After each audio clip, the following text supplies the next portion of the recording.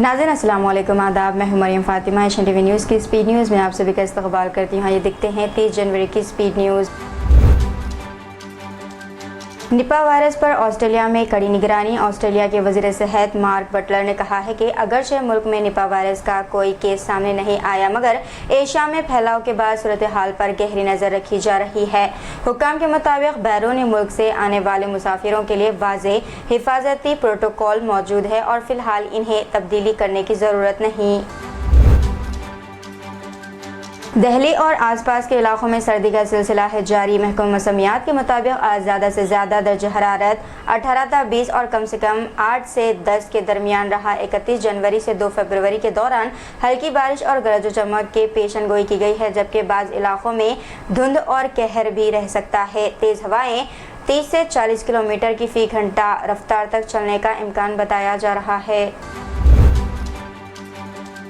कश्मीर में शदीद सर्दी बरकरार। सोनमर्ग सबसे सर्द वादी कश्मीर में सख्त सर्दी का जोर जारी है। सोनमर्ग में कम से कम दर्ज हरारत -10.6 सेंटीग्रेड रिकॉर्ड हुआ, जबकि गुलमर्ग में 9.0 और पहलगाम में 5.3 दूसरे और तीसरे नंबर पर रहे। महकमा मौसमियात के मुताबिक रवा महीने के अख्ताम तक खुश्क मौसम रहने का है इम्कान। वज़ीर-ए-आज़म नरेंद्र मोदी ने शहीद दिवस के मौके पर बाबा कौम महात्मा गांधी को खराज अक़ीदत किया पेश। इन्होंने कहा कि गांधी जी का स्वदेशी नज़रिया तरक्की याफ्ता और आत्मनिर्भर भारत की बुनियाद है और इनके इस उसूल आने वाली नस्लों को फ़र्ज़ के रास्ते पर चलने की तरग़ीब देते रहेंगे। हिंदुस्तान और बांग्लादेश ने बैनुल-अक़वामी समंदरी हुदूद नादास्ता तौर पर अबूर करने वाले 151 मछुआरों को रिहा करके इनके ममालिक वापस भेज दिया।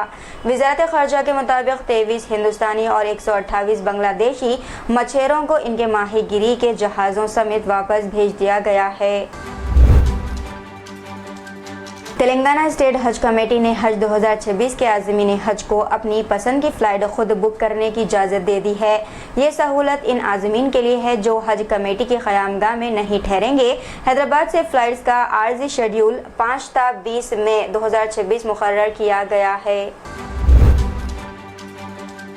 तेलंगाना हाई कोर्ट ने कहा है कि बाज़ कॉलेजेस फ़ीस रीएम्बर्समेंट और स्कॉलरशिप की ज़ेर इल्तिवा अदायगियों की वजह से तलबा के असल सर्टिफिकेट्स रोक रहे हैं। अदालत ने माइनॉरिटी वेलफेयर डिपार्टमेंट को हिदायत दी है कि वो कॉलेजेस की निगरानी करे और तलबा के लिए हेल्प डेस्क या टोल फ्री नंबर कायम करे ताकि शिकायत हल की जा सकें।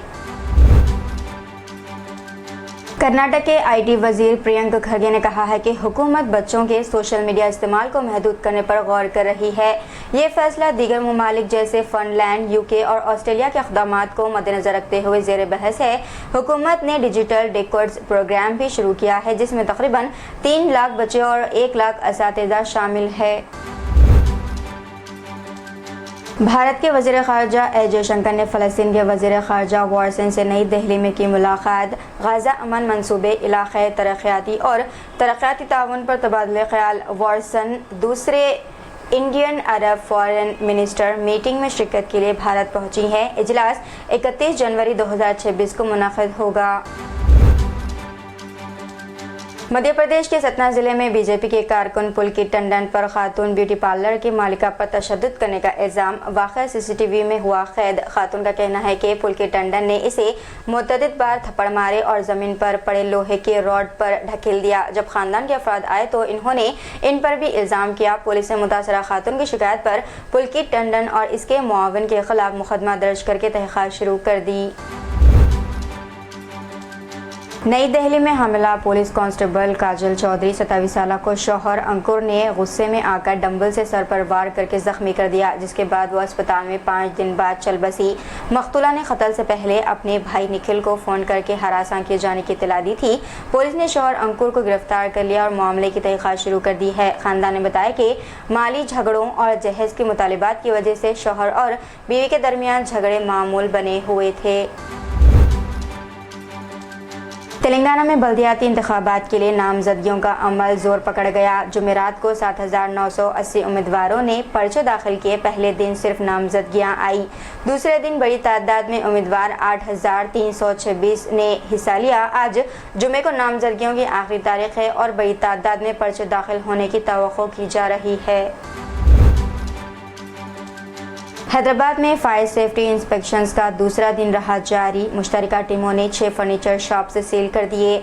शॉप्स में गैरकानूनी सेलर्स, पेंट्स, केमिकल्स, बैटरीज और फर्नीचर जखीरा किया जा रहा था। फायर एनओसी और इमारत की इजाजतनामे नहीं मौजूद पाए। गदवाल में कांग्रेस उम्मीदवारों की नामजदगी रैली में साबिक रुकन असम्बली बंदल कृष्ण मोहन रेड्डी ने खुलेआम शिरकत की। चंद रोज कबल स्पीकर के फैसले में कहा गया था कि वो पार्टी से अलग नहीं हुए, मगर आज रैली में इन्होंने वोट के हक की हिमायत करते हुए स्पीकर के फैसले को नजरअंदाज किया। हार्वर्ड के कैनेडी स्कूल ने सीएम रेवंत रेड्डी को कोर्स मुकम्मल किए बगैर ही सर्टिफिकेट दे दिया। 6 रोज कोर्स 25 था 30 जनवरी के दौरान रेवंत रेड्डी को 29 जनवरी को ही सर्टिफिकेट मिल गया, जिसकी इत्तला CMPRO ने मीडिया को दी है। सर्टिफिकेट में रेवंत रेड्डी का मुकम्मल नाम मौजूद न होने और लफ्ज लीडरशिप पहले से ही नुमाया होने की वजह से सोशल मीडिया पर तंजिया बहस छिड़ गई है। कांग्रेस हुकूमत इंदिरम्मा हाउस के उम्मीदवारों को फिल्टर करने की कोशिश कर रही है। इंतखाबात से पहले ही गरीबों के घर देने का वादा किया था, लेकिन अब RCC छत वाले किराए के घरों में रहने वालों को लिस्ट 3 में डाल दिया गया है, जिसमें अहल होने पर सवाल उठाए गए हैं।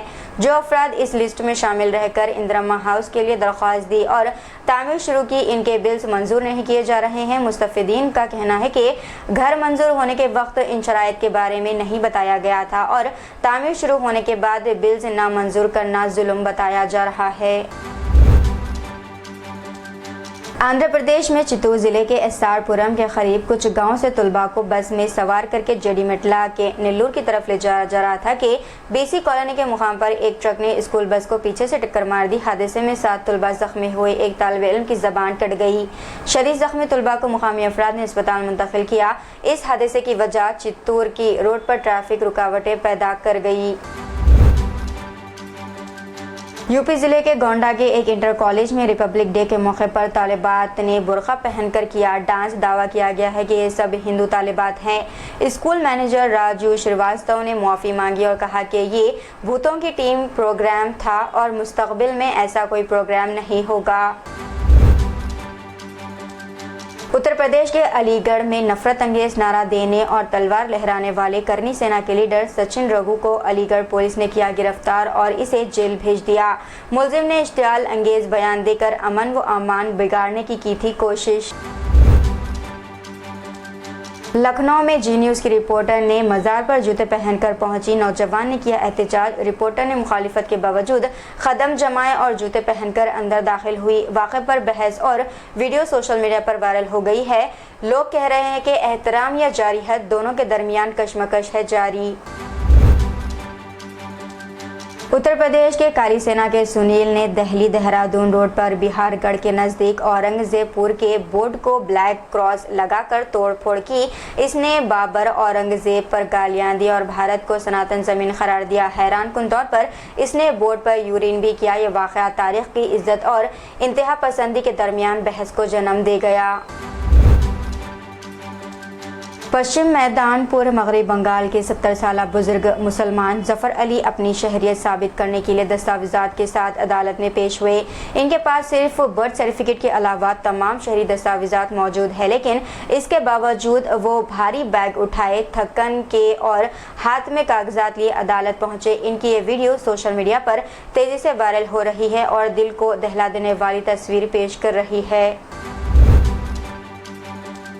महाराष्ट्र के वज़ीर आला देवेंद्र फडणवीस से मुलाकात के बाद एनसीपी रहनुमा प्रफुल्ल पटेल ने कहा, हम जल्द फैसला करेंगे, पहले पवार खानदान से बात करेंगे और अवाम के जज्बात को मद्देनजर रखेंगे। ये सियासी हलचल एनसीपी के मुस्तकिल के फैसलों की तरफ इशारा करती है।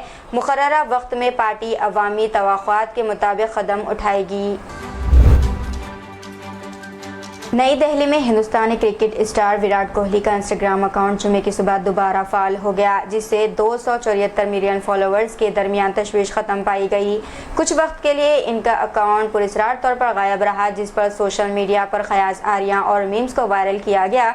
इसी दौरान विराट के भाई विकास कोहली का भी अकाउंट डीएक्टिवेट हुआ था। विराट कोहली इस वक्त सिर्फ वनडे फॉर्मेट में सरगर्म है और अपने बैनुल-अक़वामी करियर में 28,215 रन बना चुके हैं।